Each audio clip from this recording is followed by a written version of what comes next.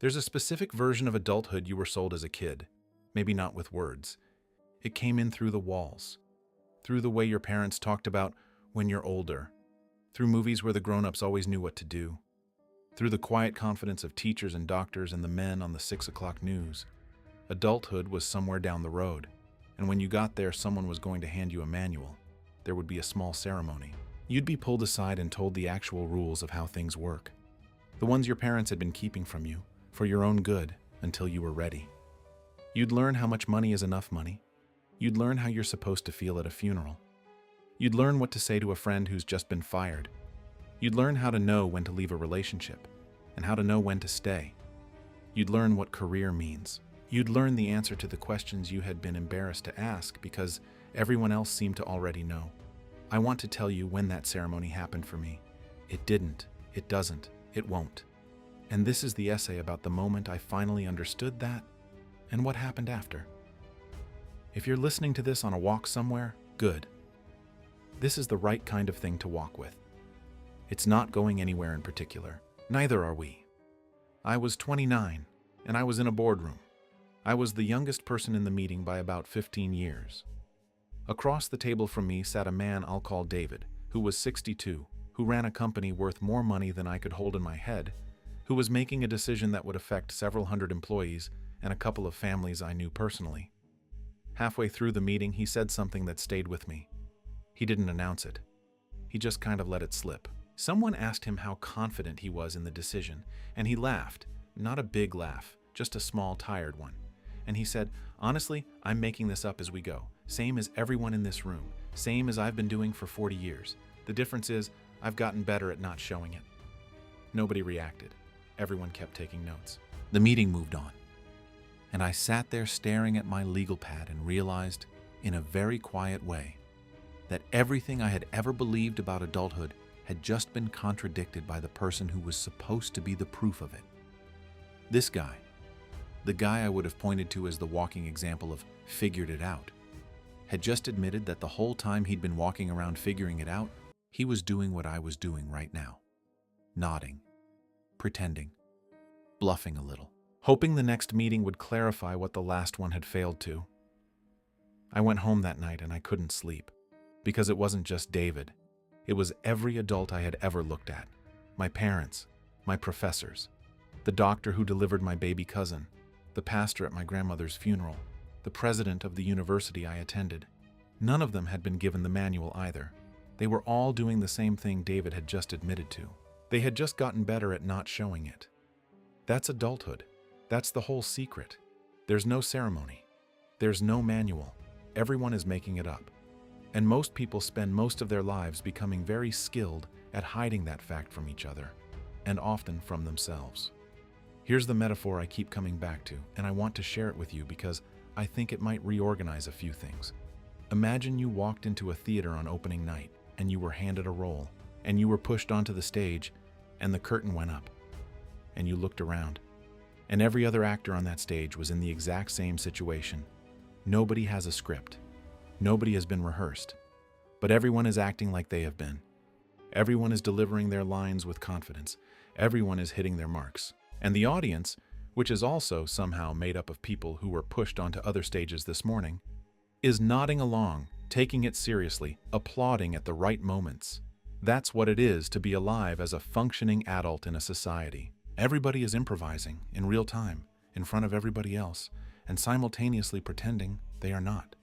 And the wildest part of this metaphor is that most of the actors, if you ask them privately, would tell you they think they are the only one making it up.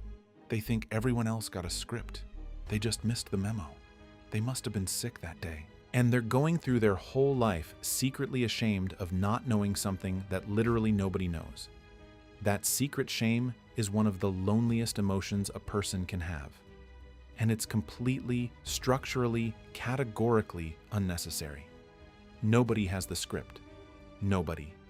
Not the CEO, not the psychiatrist, not the priest, not your father, not the person you're currently in love with. Nobody.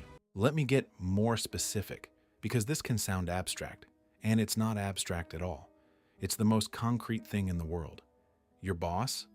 Making it up. He or she has a set of vocabulary and a couple of frameworks and a pattern of behavior that has worked well enough in the past to keep them in the chair, and they're pattern matching your situation against those and hoping. That's it. That's what management is. Your doctor? Making it up more than you'd like to know. Medicine is applied statistics run through a human being who is tired and behind on their inbox and doing their best with an incomplete picture. Most diagnoses are educated guesses. Most treatments are educated guesses. This isn't cynicism. This is what doctors will tell you if you get them talking honestly at a bar. Your parents? Making it up so completely that if you ever have a long, honest conversation with them about their 20s, you will discover they were exactly as lost as you feel right now.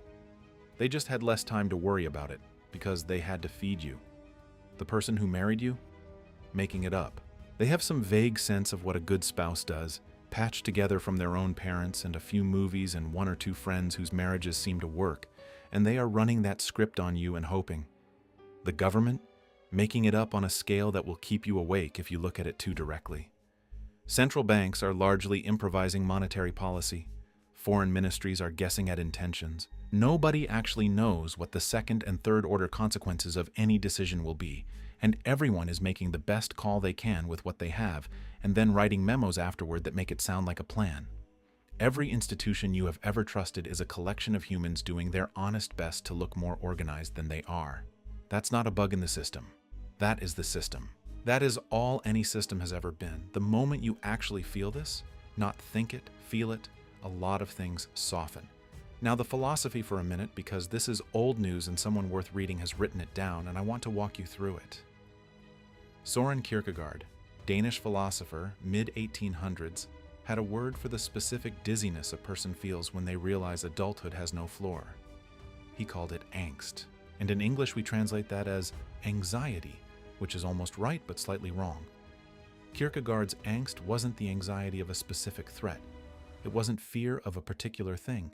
Fear of losing your job, fear of the crash, fear of the diagnosis. Those are ordinary fears. They have objects. You can point at them.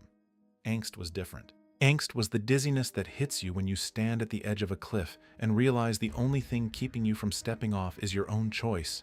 You are not in danger. Nobody is pushing you, but you could jump if you wanted. And that possibility, that you are ultimately free, that nobody is going to stop you, that there is no external rule preventing you from doing anything, is the source of a specific vertigo. Kierkegaard said adulthood was one long encounter with that vertigo. You look at your life and realize that at every fork in the road, no one is going to make the choice for you. Not really. And when you look for the person who was supposed to be in charge, the adult, the authority, the one with the manual, you find that person, and they're looking around too, and they've just gotten better at pretending. He wrote this in the 1840s, before the internet, before smartphones, before therapy culture, before hustle bros. He was talking about the human condition itself. The fact that being a self-conscious creature means being uncertain and pretending you're not, and being tired from the pretending.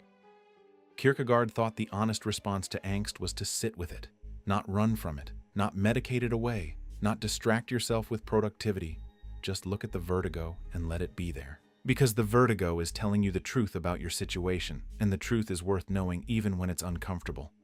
About 100 years after Kierkegaard, Jean-Paul Sartre took the same idea and gave it a French name and a slightly meaner edge. He called the pretending part, the part where we act like we know, where we act like we didn't choose, where we act like the role was given to us, mauvaise foi, bad faith.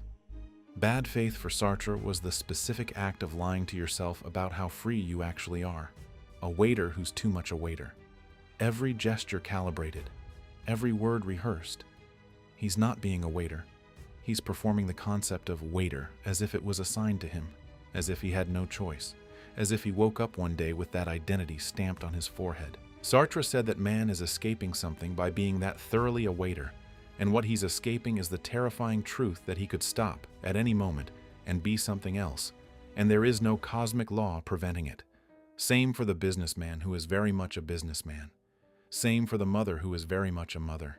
Same for the disciplined man who is very much disciplined, and the tortured artist who is very much tortured, and the intellectual who is very much intellectual. Same for you and me and everyone we know. We spend enormous amounts of energy playing roles as if the roles were handed to us, as if there was a script, because the alternative is admitting that there isn't one and never was, and we could rewrite it tomorrow if we chose. Sartre said this softly and cruelly at the same time.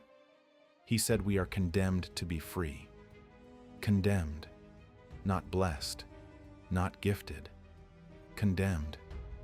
Because freedom, when you actually feel the weight of it, is not a party. Freedom means every day, every hour, you are the one making the call. There is no outside authority to blame. There is no manual to cite. There is only you and the situation and the decision you are about to make. And afterwards, the consequences you will carry alone. That's a heavy thing to know. And so most people, most of us, most of the time, spend our lives not knowing it, even though the knowing is right there, on the floor of our stomach every morning. Here's where the second thing hit me a few weeks after the boardroom. Because at first, when I realized everyone was making it up, I felt a kind of dark exhilaration. The pressure came off. The authorities were fake. I was allowed to just try things. That lasted about 2 days. Then the second wave hit, and the second wave is the one that Sartre was warning about. Because if the authorities are fake, if nobody actually has the manual, then nobody can tell me what to do. Nobody can approve my life for me. Nobody can look at what I've done and stamp it correct or sufficient. That responsibility, which I had unconsciously been outsourcing to some vague adult jury my entire life, was now sitting entirely on my desk. That's the trick. That's why we don't want the freedom. Freedom means the buck stops with you. Every choice, every direction, every value you decide to live by, every relationship you decide to keep or let go. There is no adult who is going to tell you that you did it right. There is no ceremony where someone hands you the certificate that says, you have lived correctly, congratulations.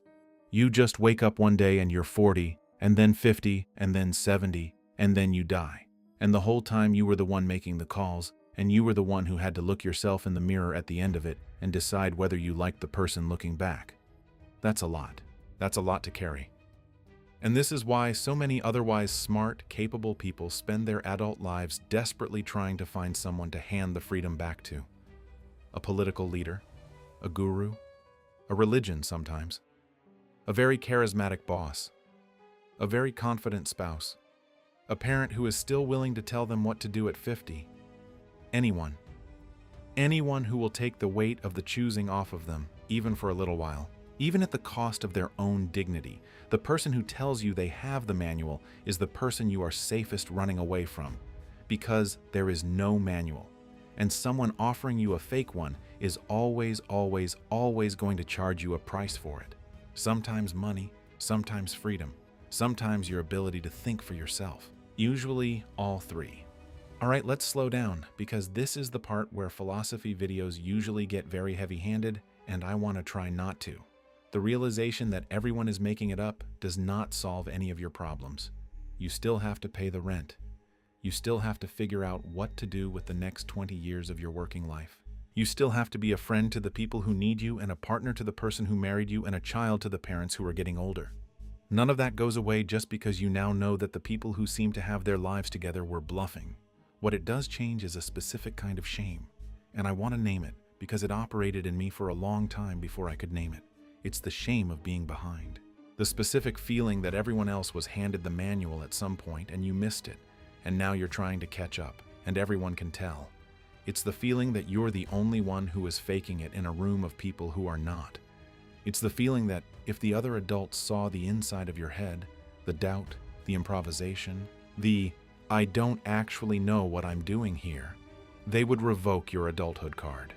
That shame is one of the most common emotions of the working adult under 50, and it is completely, categorically, provably false. Everyone else's head looks like yours. Everyone. The confident CEO, the put-together mother at the school pickup, the friend who seems to have it all figured out. They all have the same tape running in the background. I hope nobody notices I'm making this up. And once you know that, once you actually let yourself feel it, not just intellectually agree with it, the whole game of adulthood changes. Because you stop performing for a jury that doesn't exist. You stop trying to earn a certificate that nobody is issuing. You stop apologizing in 1,000 small ways for not having the answer that no one has. You get to be honest instead, which is not the same as being lost. It's a different thing. It's being lost out loud with the other lost people, all of us walking around in the dark trying to figure out where the light switch is together. I want to end on this part because it's the part I didn't expect. When I really understood, not thought, understood, that everyone was making it up, the first thing I felt was relief. The second thing I felt was that dark existential vertigo Kierkegaard warned about. The third thing I felt, and this one I did not see coming, was tenderness. Because if everyone is making it up, then everyone is doing their best. The person who cut me off in traffic, making it up. The colleague who was a little rude to me in the meeting, making it up. My father, who has always seemed so certain, so composed, so sure of what a man is supposed to be, making it up. The woman who left me back when, making it up. She was trying to figure out her own life with a bad script and imperfect information, same as I was. You can't hate people the same way once you really believe this. You can be frustrated with them. You can distance yourself from them. You can protect yourself from them. But the specific kind of contempt that comes from thinking they should have known better, that starts to dissolve. Because they didn't have any better information than you did. They were doing what they could with what they had. Same as your parents, same as your ex, same as the guy in the boardroom. The whole species is a bunch of confused animals trying to hold it together long enough to get through the day. And most of us, most of the time, are doing that with a lot more dignity than the situation calls for. That's a strange thing to sit with, but I find it, on my better days, deeply comforting. It doesn't make life easier, but it makes life lonelier. And I mean that in the good way. In the way where you realize the loneliness you've been carrying was actually a shared loneliness, and once you set it down and look around, you can see everybody else carrying the same weight, and you can nod at them, and they can nod back. That's not the ceremony you were promised, but it might be a better one. I don't have advice for you at the end of this. If I did, I'd be pretending I had the manual, and that would defeat the whole point of the walk. What I have is this observation, and I'll leave you with it. The realization that everyone is making it up is not a burden. It's a permission slip. It's the moment you get to stop apologizing for not knowing what nobody knows. It's the moment you can stop performing the concept of functional adult and just be a person in a situation doing your best. You will still doubt. You will still improvise. You will still, some nights, lie awake at 2 a.m. convinced that everyone else has it figured out and you are the only one who is lost. That doesn't go away. What changes is that when the thought comes, you now have a quiet response to it. No, they don't. Nobody does. That's the whole game. You're doing fine. If you're still walking, walk a little longer. Look at the people you pass. Notice how confident they seem. Notice how thoroughly they are performing the identity of person who has this handled. And then remind yourself, gently, that in the exact same way you are performing yours, they are performing theirs, and that there is a version of them later tonight, lying in bed, staring at the ceiling, wondering how everyone else seems to have it together. That's the whole species. That's every adult who has ever lived. That's your ancestors and your descendants and the person walking their dog on the other side of the street right now. Nobody was given the manual. Everybody is making it up, which means if you think about it long enough, you are not behind. You are not late. You are not the only one who missed the ceremony. You were never behind because the finish line does not exist and the race was never being run. You're just a person, alive, on a walk, with an essay in your ear, figuring it out as you go. Same as the rest of us. Same as everyone.